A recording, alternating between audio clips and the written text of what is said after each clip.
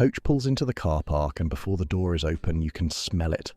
Salt and something fried, and the particular sharpness of low tide that you have been waiting for since January. You are 7 years old and you have been in this car or on this coach for 4 hours, and none of that matters now because the sea is there, at the end of the road, and the week is ahead of you, and this is the holiday. For most of the 20th century, the British seaside holiday was not a choice from a range of options. It was the holiday, the only one most British families took, the one the whole year pointed toward. Here's what it was, and here's what happened to it. What the British seaside holiday actually was. At its peak in the 1960s, an estimated 30 million domestic holidays were taken in Britain every year, the majority of them at the coast. Blackpool, Scarborough, Brighton, Whitby, Weston-super-Mare, Margate, Southend, Llandudno. These were not quiet retreats. They were industrial-scale pleasure destinations, built and sustained by the specific needs of a working population that had 2 weeks off a year and wanted to spend them somewhere that felt different from everywhere else. The landlady, the boarding house, the set meal times, the key left on a string through the letterbox, the smell of fry-up coming through the ceiling at 7 in the morning whether you had asked for it or not. The British seaside holiday was not a luxury. It was the annual release valve of a country that worked hard and saved up and arrived at the coast with the specific intention of doing nothing that resembled the rest of the year. The infrastructure that supported it was vast and specific. The pier that extended into the sea for the sole purpose of giving people somewhere to walk when they had already walked the promenade. The amusement arcade with its tuppenny falls and its slot machines and its particular smell of hot electronics and carpet that had been damp since 1963. The rock shop, where a stick of pink sugar with the name of the town running through the middle in letters that somehow survived every pull and cut was handed over in a paper bag. The Punch and Judy show, operating on the same script it had operated on since the 17th century, to an audience of children who had never seen it before, and grandparents who had seen it 40 times, and both groups finding it equally satisfying for entirely different reasons. The donkey on the sand with his name on a sign. The man selling whelks from a stall at the end of the pier. All of it was there, every summer, waiting. The boarding house. The boarding house was the accommodation of the British seaside holiday for most of the 20th century, and it was a specific institution that has no modern equivalent and deserves more attention than it gets. You booked a room, sometimes 2 rooms if the family was large, in a house run by a woman whose name you knew from the postcard she had sent confirming the booking, which was how reservations were made in an era before the internet existed to make them differently. The landlady set the rules. Meal times were fixed and were not negotiable. The dining room seated the guests at separate tables, and the conversation that happened between those tables was the beginning of friendships that sometimes lasted decades. You were out of the house between certain hours because the landlady had things to do and the house was hers. The key was left on a string through the letterbox or under a plant pot, and you let yourself in at the end of the day, and the bed was made, and that was the arrangement. What the boarding house provided that the hotel chain does not is a specific domestic texture. The landlady who knew your name by Tuesday, the breakfast that appeared without ordering because she already knew what you wanted, the small extra thing that arrived because she had taken against the child at table 3 and liked your children better. It was personal in a way that required a person to make it so.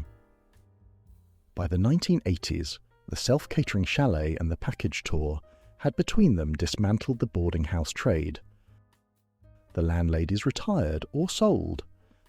The houses became bed and breakfasts, then Airbnbs. The dining room with its separate tables is gone. The key on the string is gone. The breakfast that arrived because she knew is gone. The thing that killed it. On the 5th of June 1970, the first Boeing 747 operated by a British airline took off from Heathrow. It was a charter flight carrying holidaymakers to Palma de Mallorca, and it carried them for a price that had become, by the early 1970s, genuinely competitive with the cost of a week in Scarborough.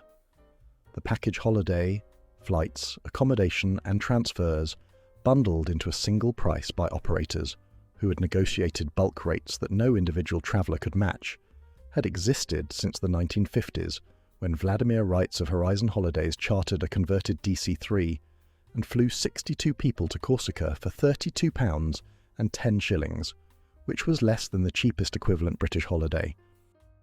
But the 747 changed the arithmetic permanently. Suddenly you could fly to guaranteed sunshine, to a pool that was warm because the air around it was warm, to food that was different from what you ate all year, to a hotel that had no landladies and no set meal times and no key on a string, for roughly what Blackpool cost. The British Seaside could not compete with sunshine it didn't have, and warmth it couldn't guarantee. What it could offer was familiarity, tradition, and the specific pleasures of a coastline that had been built for British holidaymakers over a century and a half. What it couldn't offer was the thing that the package holiday delivered on its very first morning, which was the certainty that when you opened the curtains, the sun would be there.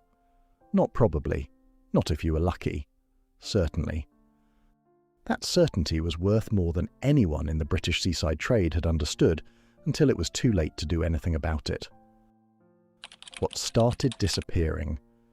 The boarding houses closed first, through the 1970s and 80s, as the families that had filled them every summer for 2 weeks in July started appearing less often and then not at all. The piers began to suffer. The maintenance costs of a Victorian iron structure extending into the corrosive sea were significant, and the visitor numbers that had once justified them were falling. Brighton's West Pier closed in 1975. Morecambe's Central Pier was demolished in 1992. Dozens of others across the British coastline were reduced, closed or demolished. The ones that survived did so by becoming something different. Entertainment centres, shopping destinations, things that did not require the specific cultural context of the British seaside holiday to make sense. The amusement arcades contracted.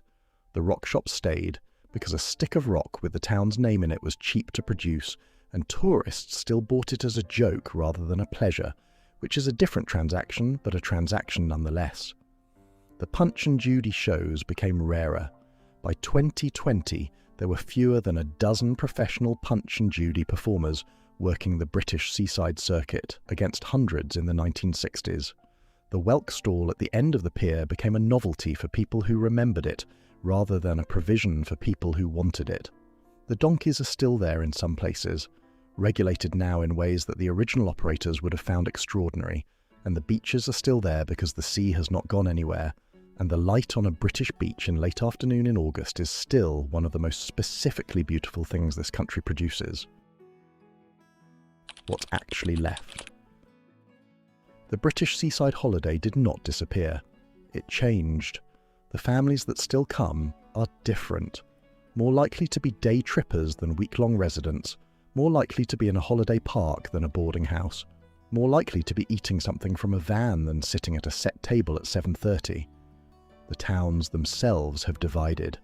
Some, Brighton, St Ives, Whitstable, parts of the Norfolk coast, have reinvented themselves as destinations for a different kind of visitor and are thriving, if you accept that thriving means expensive coffee and weekend breaks rather than 2 weeks in July for a family from Rotherham. Others, Morecambe, Margate for much of the 90s and 2000s, Clacton, Weston-super-Mare, declined in ways that were visible and painful, and that had consequences for the communities that depended on them that were not fixed by a new coffee shop on the front. What went with the British seaside holiday is not something that can be recovered by improving the product. The boarding house cannot come back because the landladies are gone, and the economics that sustained them are gone with them. The package holiday is not going to stop being cheaper and sunnier. The pier that was demolished is not going to be rebuilt. What went was a specific version of Britain taking a holiday from itself. The factory worker from Bradford, in the same boarding house as the miner from Nottingham, and the office clerk from Birmingham, all of them on the same promenade at the same time, all of them eating the same fish and chips from the same paper in the same wind, all of them doing it because this was what you did and where you went, and the sea was there, and it was enough. It was always enough. Tell me in the comments, where did your family go? What was the boarding house called? And what is the one thing about the British seaside holiday that you would bring back if you could? If you found this worth your time, subscribing helps me know there's interest in these topics.